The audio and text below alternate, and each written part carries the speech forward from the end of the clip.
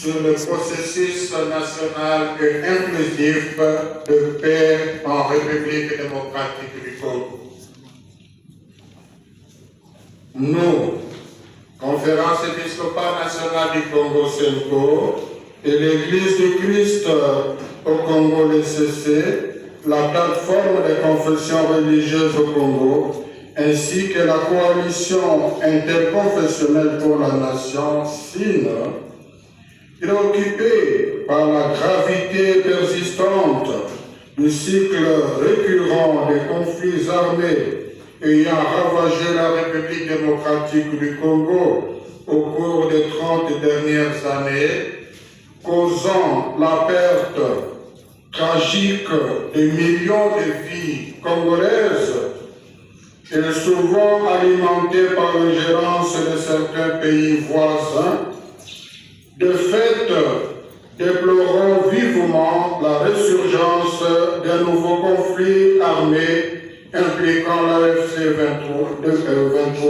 M23, soutenu par le Rwanda, s'ajoutant à la présence déjà alarmante des non-nationaux qu'étrangers. Reconnaissant l'ultime nécessité de réunir les filles et les fils du pays dans le cadre d'un dialogue national et inclusif, en vue de trouver des solutions holistiques, pérennes et adaptées aux causes profondes qui alimentent ces conflits armés et menacent l'existence de notre nation, voire l'effectivité de l'état de droit démocratique en RD-Congo. Conscient de notre responsabilité morale et spirituelle de montrer à la nation le sens profond de l'inclusivité, du pardon et de la réconciliation dans la quête de solutions à la présente crise multidimensionnelle, à la lumière des dispositions des articles 63 de la Constitution de la RDC et des Saintes Écritures, psaume 133, considérant les conclusions du rapport d'information au terme des consultations nationales, régionales et internationales menées par la CENCO et l'ECC dans le cadre de l'initiative du pacte social pour la paix et le bien vivre ensemble en RDC et dans la région des Grands Lacs, rapport ayant mis en lumière les aspirations des différents acteurs et parties prenantes à une paix durable, à la réconciliation nationale et à une gouvernance équitable. Attendu que la plateforme des confessions religieuses au Congo a proposé à la nation l'initiative pour la paix et la réconciliation en République démocratique du Congo et que la Commission interconfessionnelle pour la nation a lancé l'initiative nationale pour une concertation inclusive de paix pour la réconciliation et l'unité nationale durable en République démocratique du Congo, prenant en compte tous les efforts menés au niveau de l'Union africaine et au niveau international dans la résolution de la présente crise multiforme, notamment la résolution 2773 du Conseil de sécurité des Nations Unies du 21-25, l'accord bilatéral signé à Washington entre la République démocratique du Congo et la République du Rwanda, ainsi que la déclaration des principes signée à Doha entre le gouvernement de la République démocratique du Congo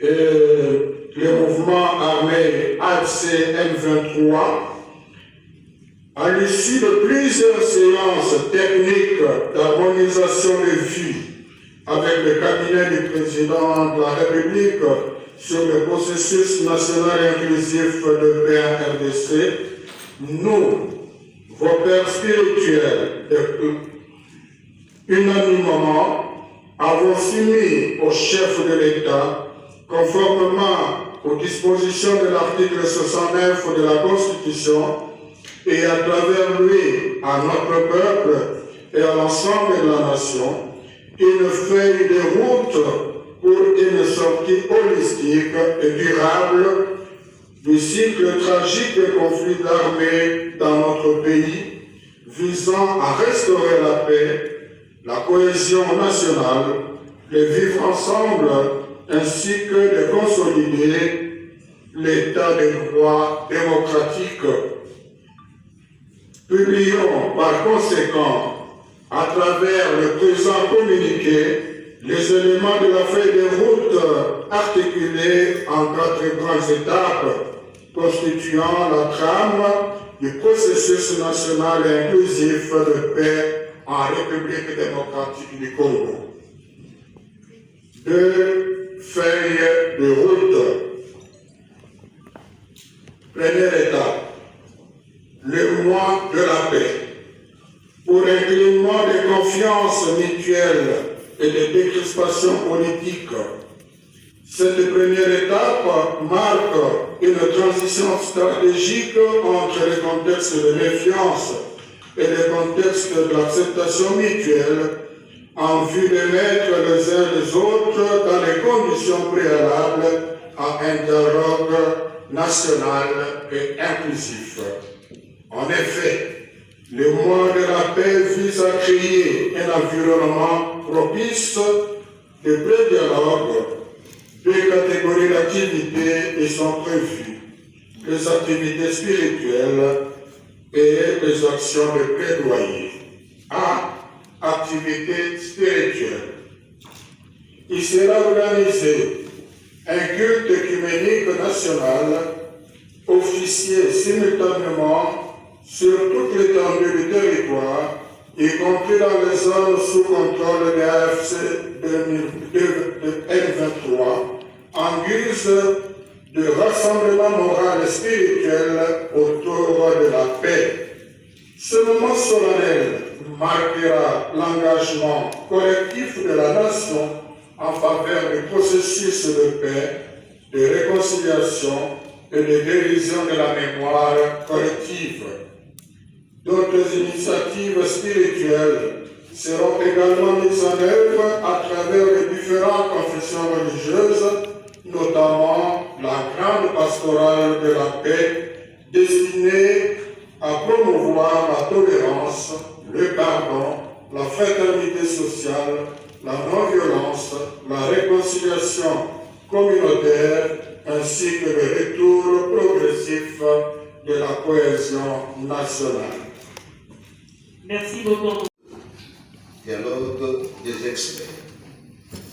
Nous proposons ces dialogues des experts pour que les intelligences et les expériences professionnelles congolaises soient révalorisées et mobilisées pour l'élaboration des feuilles de route pratiques du redressement rapide et du développement accéléré de notre pays dans tous les domaines.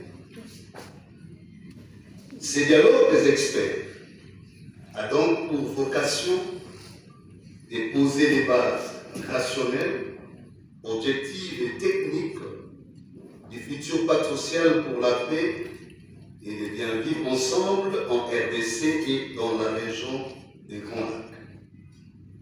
Il permettra aux universitaires, aux intellectuels, aux chercheurs, aux penseurs, aux experts et aux techniciens nationaux et ceux de la diaspora qui seront appelés à la base, sur la base de la pertinence de leurs œuvres scientifiques ainsi que l'excellence de leurs expériences professionnelles et fonctionnelles et contribuer à la mise en œuvre des solutions rationnelles, lucides et consensuelles au terme des analyses des causes profondes de nombreuses crises qui ne cessent de crucifier le destin national congolais depuis l'indépendance du 30 juin 1960.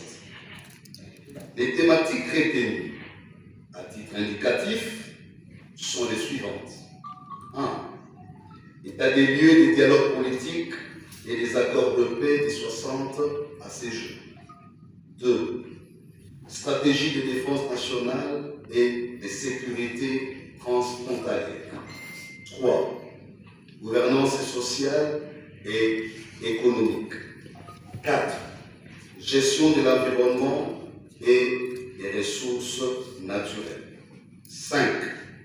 Processus démocratique et prospective électorale.